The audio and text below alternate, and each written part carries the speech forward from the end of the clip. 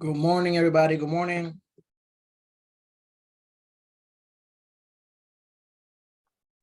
Good morning. Good morning. How's everybody feeling today?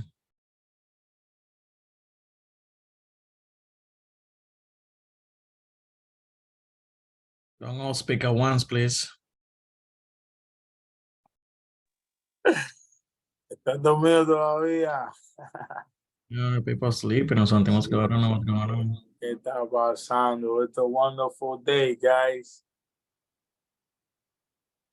Thank you, Jay, for this. Thank you for this, Jonathan.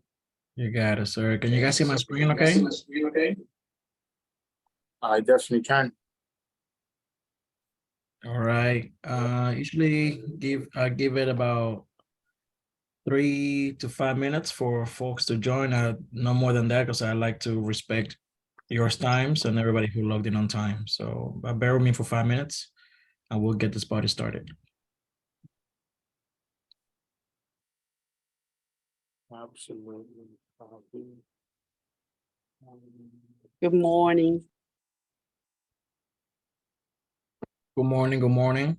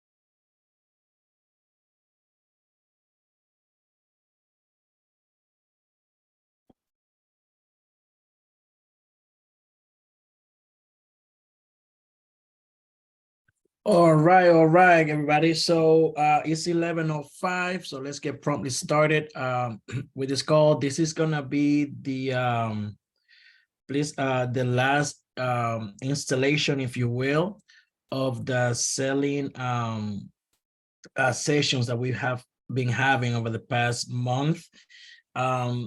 This is gonna be basically culminating in the when you finally meet with the seller. No, we already spoke about what's your value proposition, preparing for the listing appointment, and now we're gonna now what, you finally in front of the seller, the prospect that you have been calling, that you have been farming, that you have been spending a lot of time with.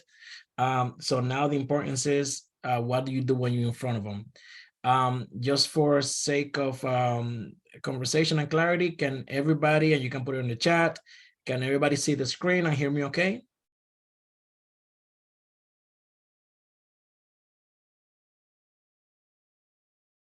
That's a yes. Thank you. That.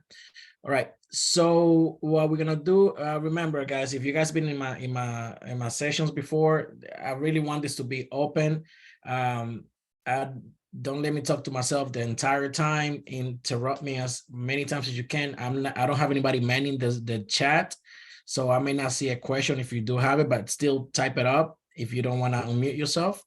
And then towards the end, middle, we'll address some of those things, okay? And I do really greatly appreciate you guys being here. So my name is, for those who do not know me, Jonathan Castro, I go by Johnny Castro. Those initials you see there, ABR, stand for Accredited Buyer Representative. The SRS is for Seller Representative Specialist, and the PSA is for Pricing Strategy Advisor. Those certifications, guys, for those who are newer or do not know, you can take those courses with the association, basically to enhance your value proposition that you offer your clients. No, we learn a lot of things in our day-to-day businesses and interactions, whether it's with clients, prospects, and other agents. However, after we finish with school, most agents really do not take time to further enhance their knowledge, right? So I highly suggest that you guys just take a glance at the calendar on the Miami, the headquarters site, and you'll see that they have a whole bunch of different classes, ranging from the ones that I just mentioned to relocation, to military services, to helping older clients. There's a big range of certifications you can get, and that they cannot hurt, right? They will always help you out whenever it comes to presenting yourself to clients. So without further ado, let's start this. So now you're in front of the client, right? We spoke about your value proposition. We spoke about what makes you different from your competition, which is every single person on this call, every single person in your office, every single person that's around you, right? What sets you apart? So basically, you have to figure that out. It's a very internal process that you have to dig through to in order to find the value proposition that each of you guys have. Once you do that, then okay, now let's farm. What do you really want to focus on? What kind of clients you want to prospect? Is it for sale by owners? Is it absentee owners? Is it expired leads? Are you calling these people? Are you door knocking? Are you sending printed materials? That's the next step. Now you, out of these hundreds of calls that you guys are making, now it gets to the point where you get the appointment, right? So when you get the appointment, we spoke about the things you have to do to prepare for said appointment. No, it's not just showing up unprepared and then looking like a fool. You have to do some research on the property, try to find out as much information as you can on the seller, kind of like some of the motivations they have to sell, what the market is looking like, just so you can have a better sense of how to get prepared.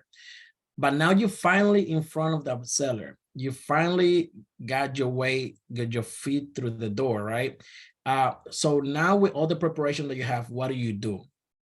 So the first thing I want to talk to you guys about is that you got the appointment. Now what? And here's that word again: articulating your value, right? And for those who've been in my sessions before, again, this is most, it's a theory. We're gonna go into theories a lot, theories, and then how do you put this into practices? So how to articulate your value? So articulating your value is essential to securing your listing, right? And then we're gonna go through some examples. So in your listing packet, do you have a proper market analysis and comparables? As you guys saw on the intro, the PSA, the Pricing Strategy Advisor, that class can show you how to really build a market analysis in about 5 to 10 minutes, right? That you can do on the fly, that you can actually take more time to do. Most agents, if maybe they ask for some help, which is always fine, or they go into MLS and into IMAP and they just say whatever number is there. But learning how to do a market analysis and incomparable and bringing that with you to the when you make it to the door is very important. The listing agreement, there's a lot of every item on this page not all the agents carry with them when they go to a meeting. You know, I'm not the type to bring a lot of stuff because I treat the appointments as that, as an appointment, you know, like basically getting to know the seller. Now, these things you gotta have them ready just in case, you know, you will be going into some of these appointments that the seller is ready to sign on the spot. If, you know, you guys, you know, got along, you guys connected, you know, you came across as a professional, that you know what you're talking about. Some sellers may not need to interview any more agents, right? So you may have a listing agreement just ready to go on your computer, in your car, on your laptop, your iPad, or printed in, you know, whatever, you know, but you don't bring it with you. I mean, I don't, some people do, but it's always good to have it ready to go just in case of the situation. You know, any company disclosures, your marketing plan is very, very important. You guys have to individually go and figure out, okay, we spoke about this in the previous class, how are you going to market that property, right? You got through the door, a lot of agents are going to tell that seller, yeah, I'm going to do an open house, yeah, we're going to throw it in MLS, yeah, we're going to do this and that, but how can you properly present that, right? A marketing plan, we all have Canva. This presentation was done in Canva. You know, you got a lot of free aspects to it where you can build a presentation, a marketing plan that you can present to your client or to the prospect when you're in front of them, just to make you look way more professional. What's your listing plan? You know, what are you really doing as far as okay, we're gonna list this property. What's your strategy? Is looking like? Is that strategy in par with what the seller is expecting? You know, you get to that point. Home warranty information. Do we have any issues with the home that you foresee may be an issue for a potential buyer? Are we in the flood zone? Have they noticed any issues? Have they, one of the questions you do on the seller's disclosure is that if you have made any claims against the house for insurance, different things like that. And then you can offer some samples of past marketing, even if it's not your own listing, right?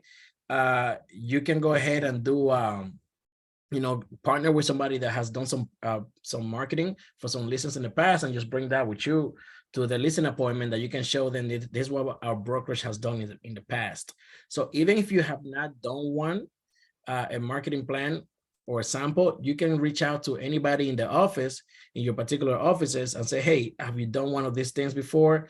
One of the top producers, they likely have, and is that something you can share with me, because I'm going to go in this appointment. Any questions about this packet here? Have you guys done any of this? You guys have any thoughts on this? Anything that I missed? Please don't be shy, guys. Don't be shy.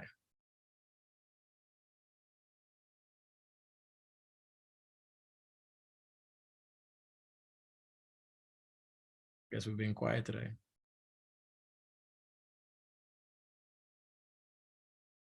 No problem. We keep rolling. We keep rolling. Right. So what's the purpose, right? So when you get the appointment, a lot of agents, like I said before, they have a different sense of what that appointment is supposed to be for, right? Some call it I'm going on a listing appointment. So when you call it a listing appointment, you are going exactly to get a listing, right? You're going on a research appointment. You're going on just to get to know the seller. There's different things. So the purpose of the appointment is not a presentation, right? You're not going to go sit there and do a PowerPoint with, believe it or not, agents have done PowerPoints that they bring to sellers. I'm not saying it's a good or bad practice. I'm just telling you that people actually sit there and go through an entire presentation with sellers. Rather than a presentation, it's a conversation that the seller participates in with you. You are going to find out if you guys are a good match. This is a date, basically. It's a risk reduction tool when you establish a routine to cover the same topics every time with every seller. So this point number 2 is very important, because that kind of streamlines your system. I'm a big believer in system and in streamlining things, so I don't have to remember them. So they become second nature. No, so if for every appointment that you go on, you have a key list of items that you're gonna speak with. whether it's the motivation, whether it's a time frame, whether it's what's your expected payout or net proceeds that you were looking for, where there is what updates have you done to the property. But if you have a set list of things you can automatically revert to as you're having this conversation with the prospect, it will go a long way helping you just not miss anything, and then always having something that you can have a conversation about because you have this conversation many times before. Describe what you will and won't do by law, what you can and can't do by your office policies, must do by the code of ethics, and want to do based on how you do business. Provides an overview of the process, demonstrates the value you bring to the seller's benefit. So this one here, when it says provides an overview of the process and demonstrates the value, a lot of the times, potential sellers don't know everything that it takes or that it entails the process of selling the property from the consultation to the closing and post-closing. No, so this is an opportunity that you have to separate yourself, to educate. You can ask those questions. Have you sold a house before? How in tune are you with the current process of selling a home? So they can tell you, if you can gauge the response. This will be my first time selling a home. So you start from the very beginning. Well, listen, this is our consultation. Today we're just, getting to know each other, seeing if this is going to be a good fit. I want to get to know the property, compare, discuss some of the things that I have some marketing, some materials that I want to discuss with you based on what we see happening in the market, so on and so forth. No, so you want to explain to them in very detail. The more, don't overwhelm them with technical conversations, but just give them an overview of the process, and so they can kind of set the expectation, because the process may not match their expectations in a sense of maybe they want to sell the home in the next week or two. Is that possible? In most cases, no, right? So you want to take that opportunity to really show that you're a professional, that you know what you're talking about, and that you can kind of ease their stress, because now they know what to anticipate in the sale.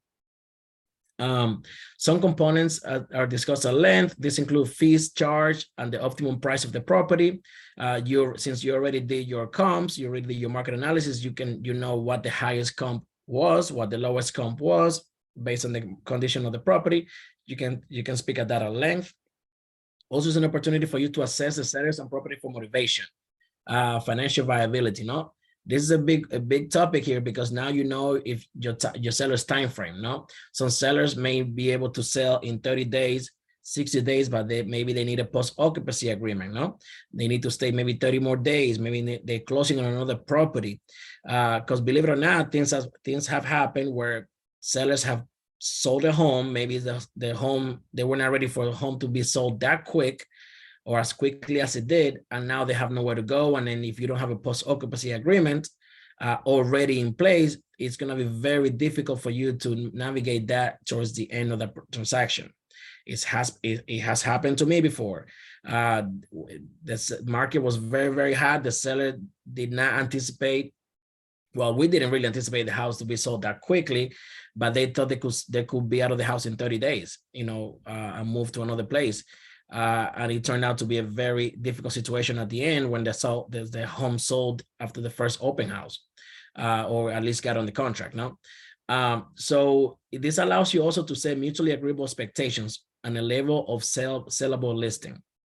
What does this mean? That you're gonna take this opportunity to really understand what the expectation of the seller is, as far as everything regarding the property, whether it's time frame, pricing, all of that. And then you also convey what your expectation is about the status of the property, access to the property, so on and so forth. And you can determine, and at the end is basically the most important thing. This is where you can determine if you even want the listing. No, after you did all the work, of preparing for the listing appointment, making 100 calls, everything that we do to get to the door. When you get there, you may not even want the listing, because, it's happened to me a few times. I remember the last time, I'll go back to number 3 in a second. But the last time that, this happened to me. I had I called this guy, wanted to sell a home in North Miami somewhere. Um, we did the numbers on the house very extensively, run numbers, run comps. And his property, if it was in top condition, would have been worth maybe 1.2 million at that particular market. When we got there, the property was actually in the low tier of what the property should have looked like to get to the 1.2. So that it gave us the notion that this house wouldn't even break a million. However, his neighbor that had a brand new renovation work done on his property has recently sold it for 1.8. This particular person thought his house was worth the same. And after really having several conversations, this was a situation that we went to this person's house maybe 2-3 times, and he was set that he wanted 1.6 million for this property that was not even worth maybe 1.1. We just decided that we didn't want to take the listing. Some agents and some agents will take a listings if they agree or they have an expectation that the seller may eventually agree to lower the price. However, this individual was very, very determined not to ever lower the price, and that was the number that he wanted. So at that point, we just decided, for sake of everybody's, mental health, not to proceed with even picking up that listing. So on number 3, describe what you will and won't do by law. Somebody asked that question in the chat. Basically, what we're talking about there is that, we have responsibilities that we have to ensure we don't, we keep, and some laws and regulations that we have to abide by, right? So also the policy, the lifestyle has some policies already ingrained in, for example, we only do transaction brokers, right? So you cannot be a single agent for a particular property or a particular person. So these are things that only come up if the person asks something that that you're not supposed to do by law or by company policy. You don't necessarily just start talking about the things that you won't do or cannot do, right? Unless that particular topic comes up. So to answer your question directly, you don't discuss it until it comes up, and if it does come up, something that we don't do by law, by regulation, then you just flat out address it right away, and you say that you wouldn't do X, Y, Z, or that, based on that. Any questions on any of these topics? I know that typically the purpose of the appointment doesn't get a lot of attention, but I just want to make sure that we cover that before we get going. Any questions here at all about any of these points? I have a question. So I'm kind of in the middle of, I'm dealing with a lady who her husband died and she's thinking about selling. So I've offered her, to come over and just have a simple conversation with her. And I don't want to treat it like a listing appointment. Mm-hmm. So when I come in, I just don't really know how to the intro, I'm used to saying hey, you can give me a tour of your home. I don't necessarily know where I would start. You know what I mean? I think I would just naturally just see what her expectations are, or maybe her plan is. That's ideally what I'm thinking. But overall, any tips or anything you would recommend? And you said it perfectly. You use a word that I wish more agents used, is naturally, right? You have to do what's natural to you. You have to approach certain situations very different. In this situation, you already, correct me if I'm wrong, you already established a day for the meeting. You guys are meeting already at some point, or you have not done that yet? Yes. Yeah. So basically, if you're meeting at her house, just don't bring anything with you, right? She already agreed to see you. You're just going to have a conversation about what her plans are. Hey, do you have, you come in, what I would do in a situation, and again, everybody's different, you already obviously have a conversation with the person. So you have some sort of rapport built into already. So you come in, just, hey, how are you? How's everything going? obviously, you know how to have that conversation with that person, and just go through a natural course of the of action, right? The clients, the prospects will always lead you by you just simply asking, how are you? Let's sit at the, can we sit at the table? Always, I always try to find a way to sit at the dinner table. That's where most big, family decisions are made. And just have a natural flow of conversation. So what are your plans? Are you thinking about relocating somewhere, maybe moving with family, maybe downsizing? You have to be clear with those questions. It's not you just asking, I want the listing, let's sell. Just asking her what's her plan? Is it a short term? What's her time frame? What does she looking at? And how can you be of service? She will tell you these things, and then at that point, you can kind of say, well, listen, this is how it can be of service. We can, go into this and then maybe do a follow-up appointment, no? If you already have some, the things with that, especially when people have passed away, you don't want to come in my opinion, again, some people are very different, come in too aggressive in a sense of, I just want to build a relationship with this person and let them know that I'm there to help them out in whatever shape, form that they want me to help them out. And you offer, and that's how you can offer it. So that would be my advice, is just come in and do your work, just be very natural, and then just have a conversation.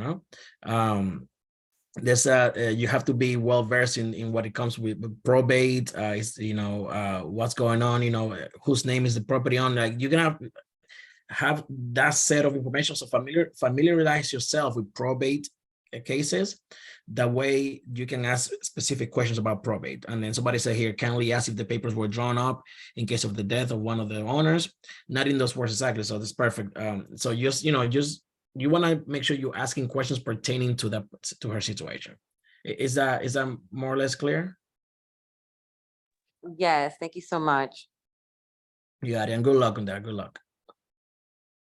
All right.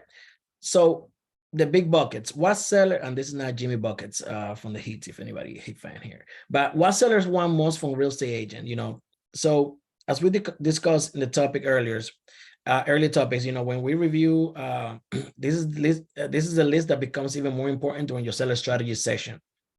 So what do they want? They want help selling the home within specific time frame. They want help pricing the home competitively, right? Help the seller market the home to potential buyers, help find a buyer for the home, help with the negotiation. Out of the ones that you see on the list here, which ones do you think are the most important to you from your perspective to a seller of all of this? Because these are here in no particular order. Tell me which ones you think are like the top three.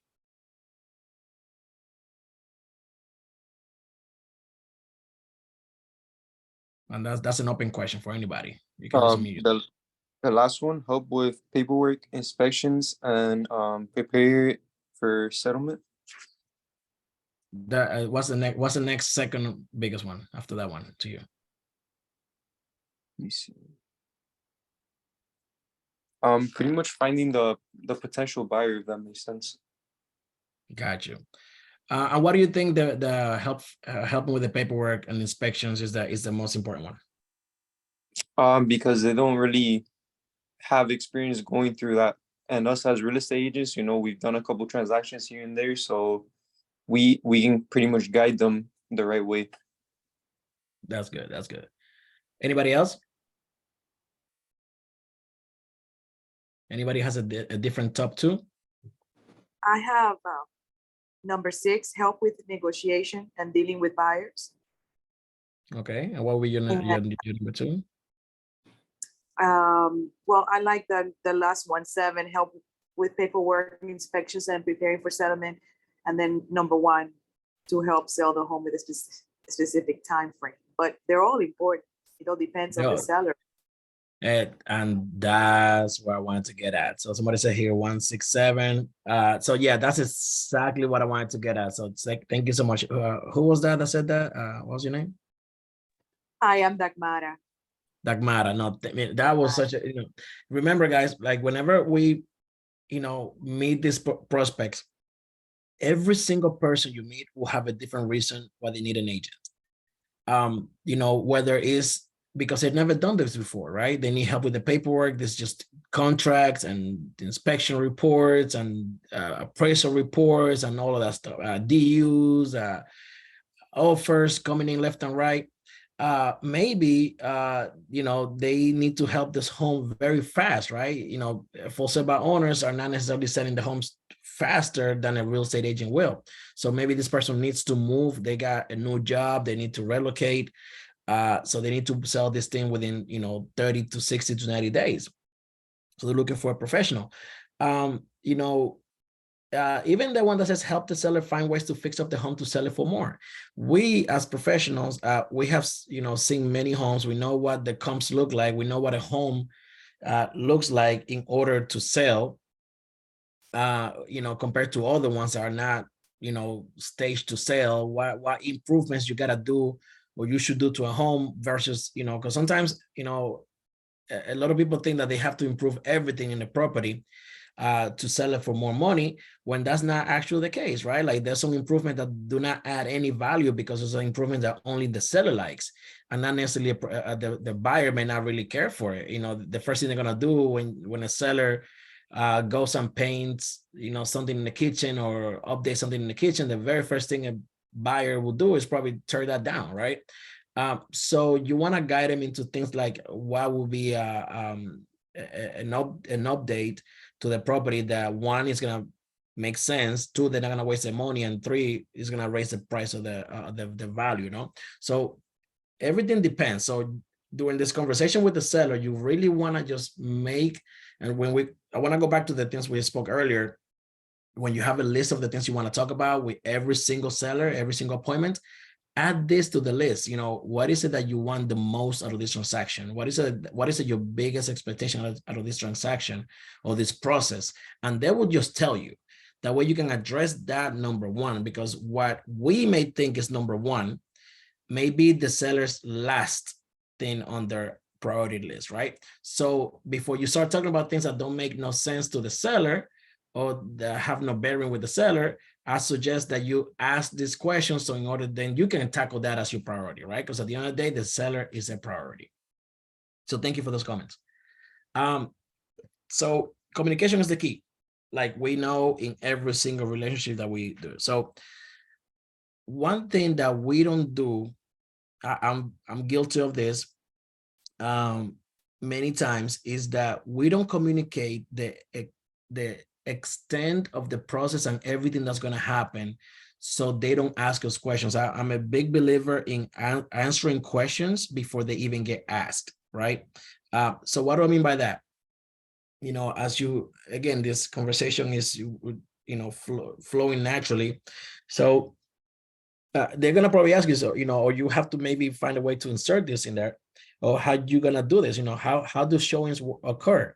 Is a property vacant? Are you gonna put a lockbox? Or are you gonna put a Supra? Are you gonna do, or is the seller not comfortable with any of those two options? So they must have an agent present. You must be present at all times. That happens a lot, even if the house is vacant or occupied. Are the tenants in the property? How we're gonna schedule the showings? Confidentiality. I cannot say that word for the life. Can somebody say that word? Confidentiality of offers. How appointments are made. Are you setting up this in the system, in the MLS? Are people gonna be calling you, texting you? What's any issues that you have from feedback, right? Basically, you did an open house. How are you gonna communicate that? How we're gonna address it? Process for multiple offers. Are you offering them a sheet, an offer sheet that you're gonna mail to them once a week or as you get it, every night? Inspection process. How does that work? What to expect? Should they get a pre-inspection? There's a lot of agents that actually offer, depending on the listing, a pre-inspection packet where they hire somebody for $350, $400, whatever the company is charging them to do a pre-inspection. So maybe the seller has an opportunity to correct some of the issues that will come up in an inspection later, to because sometimes to fix something in the house, is maybe $100, $200, but the inspection report is going to say 1,000, right?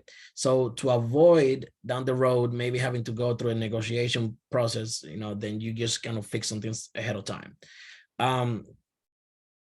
Who are your service partners that you offer? What do I mean by that? Who's your what title company do you guys work with? Do they have a title company that they want to work with? Do they have an attorney? What inspection companies would you be recommending, right? Things of that nature. And the marketing plan and the online strategy. So what is it exactly that you're going to market this property? What's going to be your online strategy based on the property, based on the market? So all these things, guys, we're getting paid $10,000, $15,000, $20,000 for this commissions, right? These things should be expected of all of us in order to really set you apart. You don't want to give somebody a $100 service for a $10,000 payout. You really want to make sure that you're offering these services and this communication to every single client, because I guarantee you 100,000%, not everybody's doing it, right? So when you go to this, let's say that this person is interviewing 3, 5, 10 different realtors, and you are the one who is taking their time to go through each one of these things, you will get the listing. Okay, that's a guarantee. Any questions on this? Any questions on any of these things here? Hi, I have a question. Yes, ma'am.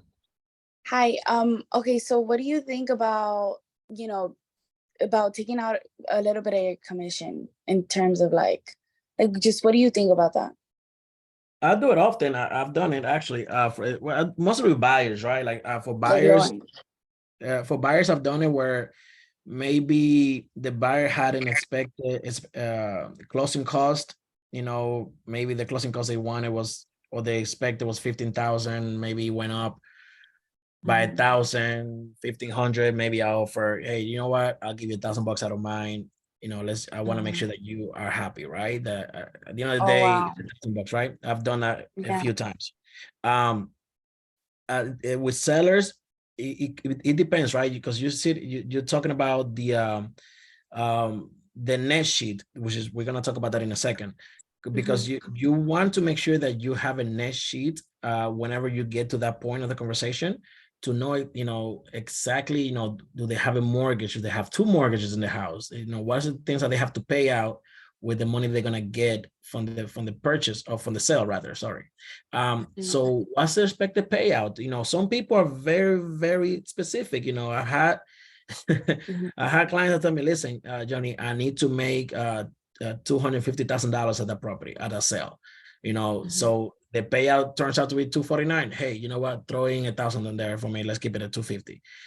It's not a big deal to me, in a sense that, I have a particular client that has sent me like maybe 6 referrals. Like today I'm doing a showing for his sister at 12:45.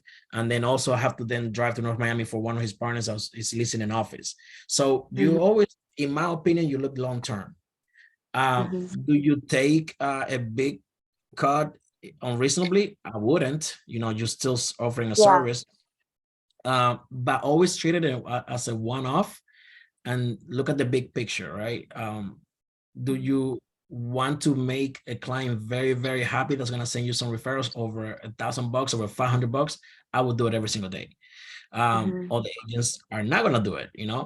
It just depends on where you are and how you really want to process that. But I agree with it. I don't have a problem with people doing it. Now, when it comes to the split, what you call it, the commission, or so like the 3%, the 4, 5, 6%.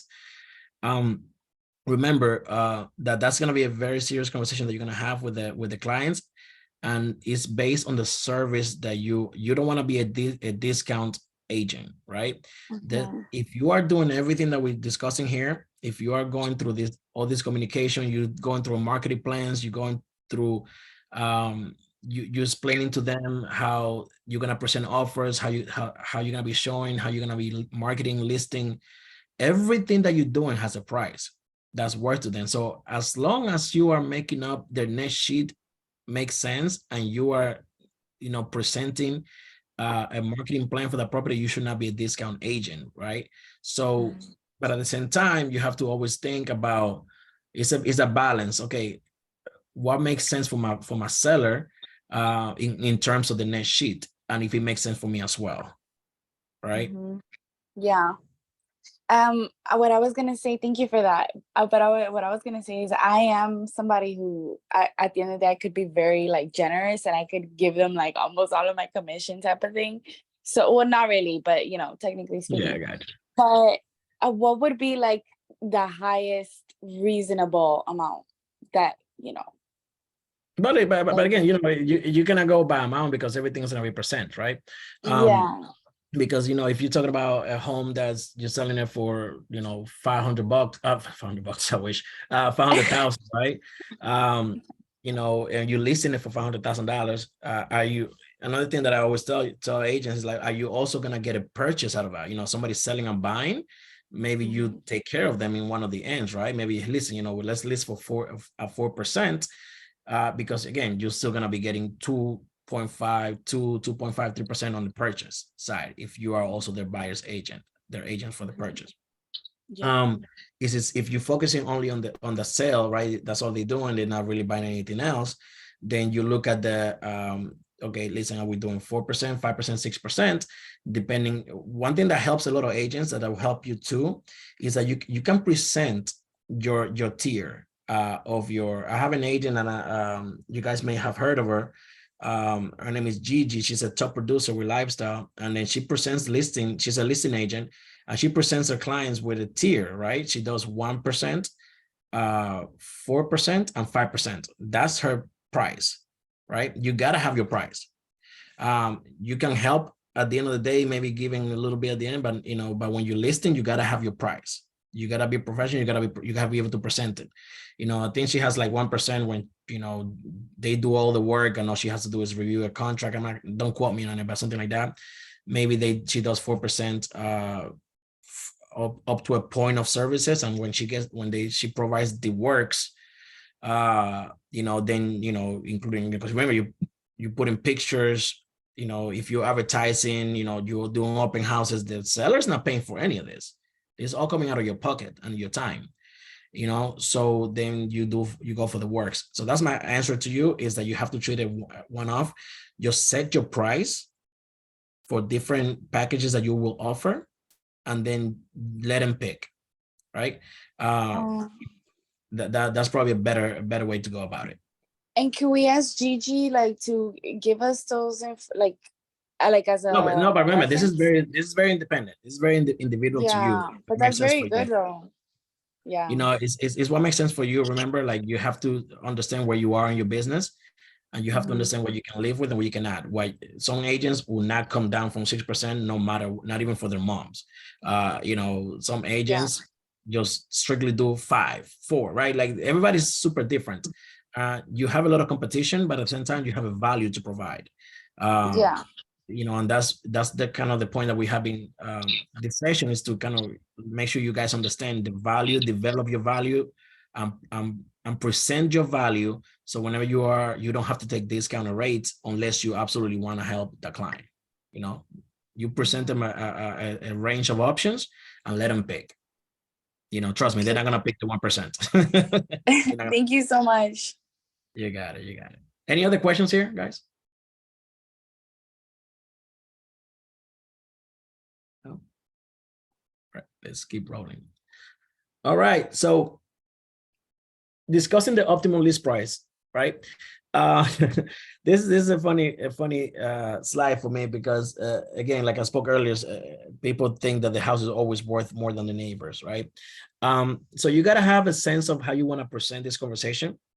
You know, when you're gonna discuss the optimum price for the that you're gonna list this property at.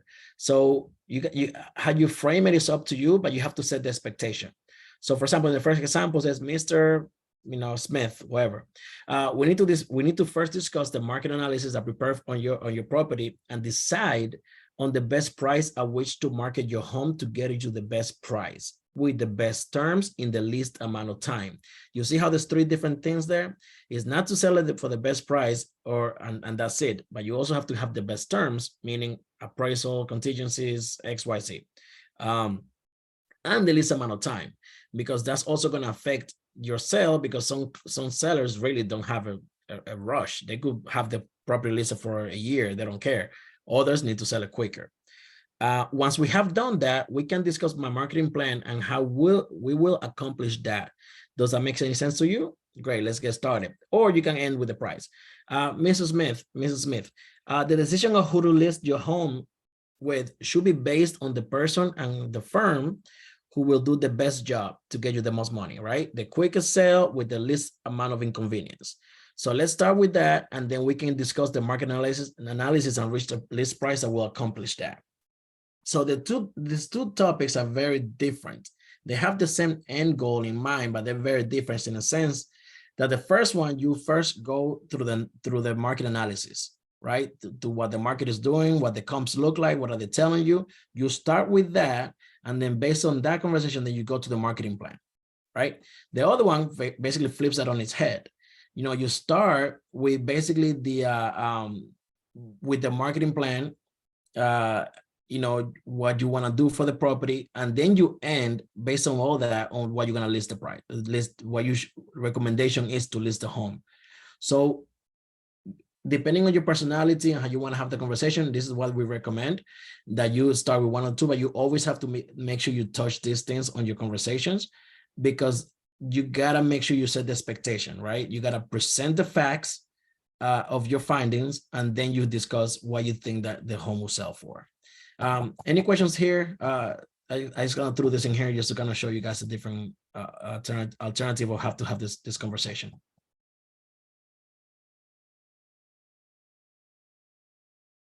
Right.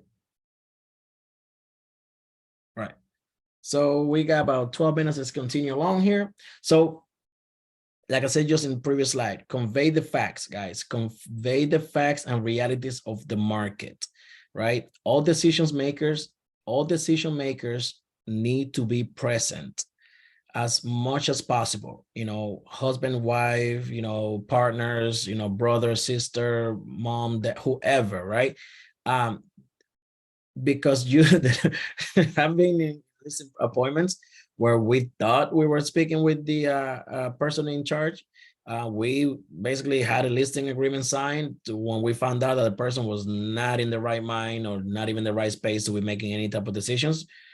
We didn't have anything, right? So you have to make sure that before, you know, on the RPR, different sites, on the IMAP, you can tell there who is the property owner, who are the property owners. So you have to make sure that when you get to this property, that's who you're speaking with, because otherwise you're probably wasting your time.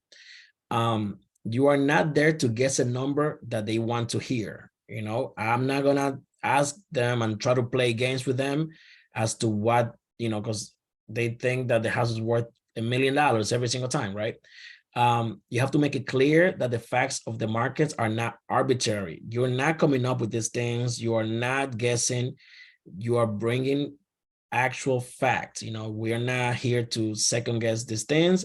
Obviously, based on the property, you can, you know, obviously have some leeways, but, you know, the facts are the facts. Pricing is both a science and as well as an art form. What does this mean? A science is basically going off the numbers, you're going off the comps, you're going off the market, you're going off the inventory. But the art form is where you're going to list at, right? There's some properties that we have listed before, a strategy that we have used that works very well, in my opinion, that we know the house may sell, let's say $500,000 to keep it clean. But we have listed the same property. Okay, let's list a 489, you know? Let's create a bidding war. Let's bring people in, right? Let's do an open house, you know, so people are gonna, oh, this, because those agents will see how much a house is worth. So they want to show the property because they know one is gonna appraise, you know, it's a good price. And next thing you know, now you got like 10, 12 offers instead of listing, you know, knowing that you're gonna sell it at 500, then you list at 550, and then now you have to start bringing the price down. Again, different strategies, but I always like to kind of put it in an elevator. And the online automated valuation models cannot be relied on. What is this? This is the Zillow, the estimates. These are all those things that the sellers have access to that we do too. So it's very, and I'm gonna actually talk about it in the next piece down there. I'm gonna get ahead of it, but it's always good for you to look at this estimate, look at different prices that are floating around, values for that property, because chances are that the seller saw it. So you can hit that on his head as soon as possible. You can say something along the lines of, well, the market analysis that I conducted, a very, very deep analysis, shows that the property ranges from 450 to 500, even though there are some estimates out there for 600 that are based on just guesstimations, right? You can kind of hit it right on his head because they are thinking about those numbers. So anticipate the pricing information sellers already have. That's what I just talked about. You need to know what they're looking at. If you don't acknowledge those numbers and either validate them or neutralize them, the seller will doubt your information. That's why you cannot just ignore them, right? You have to address it quickly, but it only happens if you do your research. Any questions on this too, on this slide here, especially on the first piece of it about decision makers and guessing numbers? Any questions there?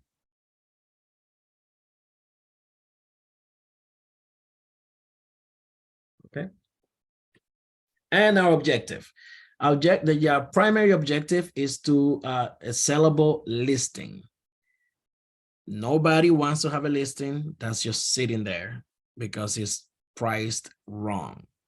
I have been there. It's very frustrating, especially when now you've done open houses, reverse prospecting, mailers, door knocking. You've done everything that you know what to do, but you don't get one person to call you because you know the house is not listed right, because that's what the seller wanted to list it at. It's a very bad proposition for you guys. It doesn't look good. Some people don't care, but again, you have to review your data, research with the seller, conduct an analysis with the seller to help them filter inaccurate or unreliable sources, show them their current competition on a feature by feature basis. Does he have a pool? Does he have a lake? Things like that. And neutralize the value of some improvements, quote unquote. Improvements. We talked about that earlier. Some people sometimes going to tell your seller, oh yeah, you have to go ahead and build a fence, or you have to build or paint it this color, or do this and the other. They're going to tell them a bunch of stuff. You have to make sure you're there to walk them through what makes sense and what doesn't make sense. And everyone thinks a property is worth more than neighbors. We already touched a lot on that already. Fresh paint is always worth the effort. Updated bathrooms and kitchens are worth investing in to get top dollar. Always use the word or the phrase research shows us that if you update your bathrooms, if you paint the house white, get some better lighting, open up the windows and make sure this place is fresh, sells the house higher, things like that. Any questions here?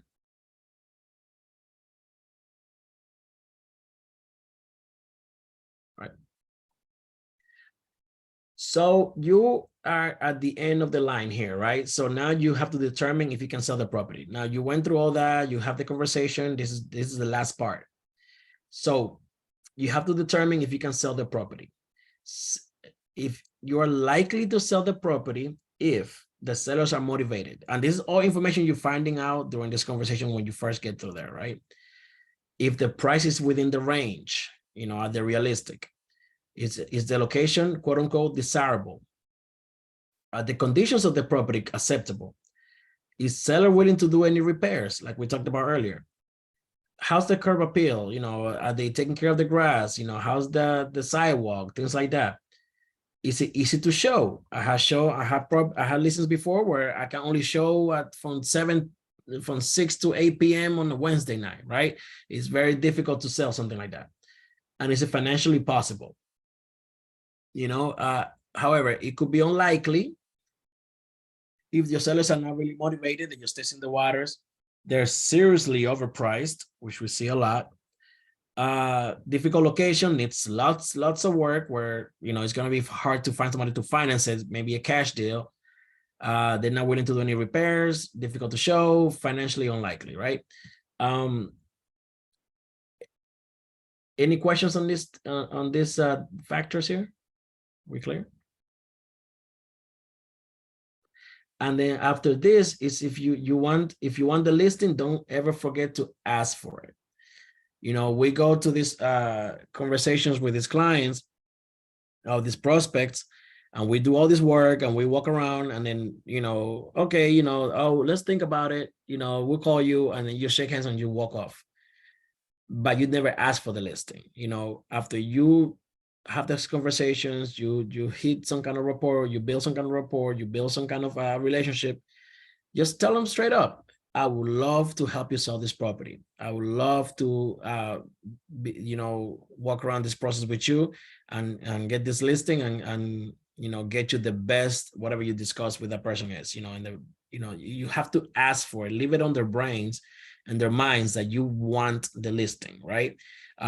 Even though it may seem like not a big deal, it's a big psychological factor that you have to ask for things.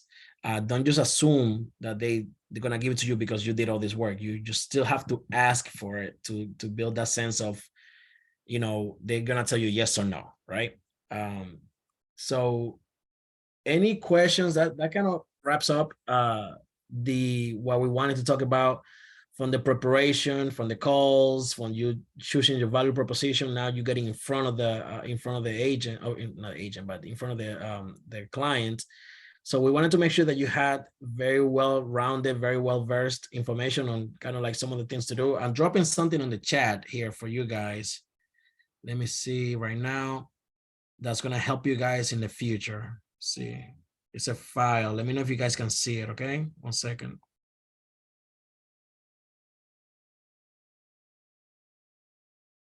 And then not just see it, but I hope you guys can open it.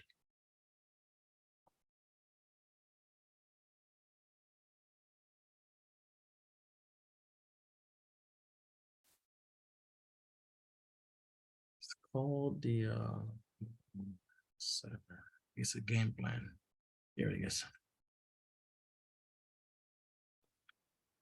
All right, I just dropped it in the chat. Can you guys tell me if you guys can open it?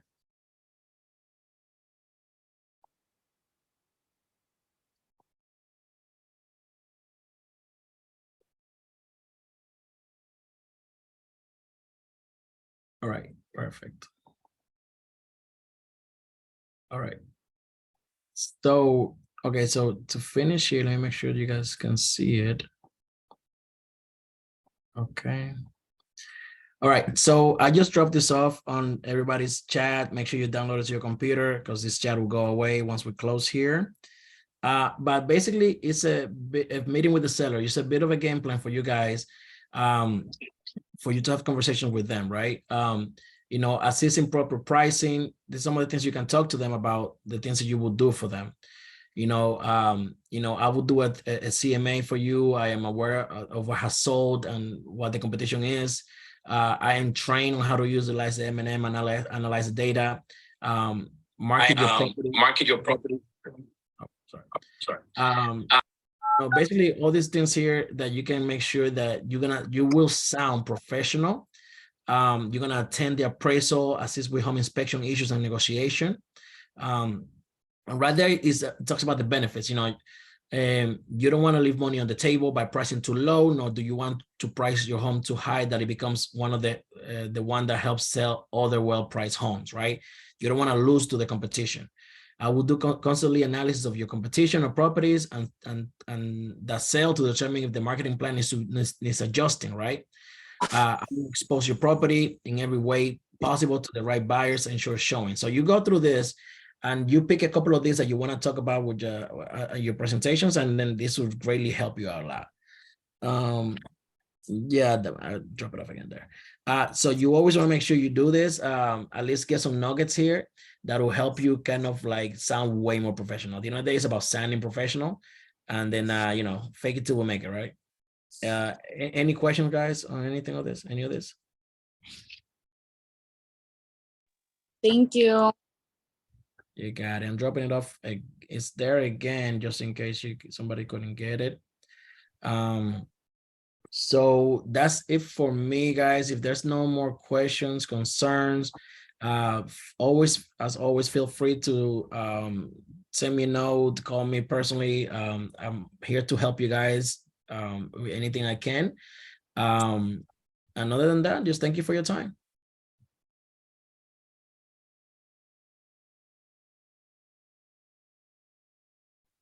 Have a great day, guys. Bye. Thank you. You're welcome.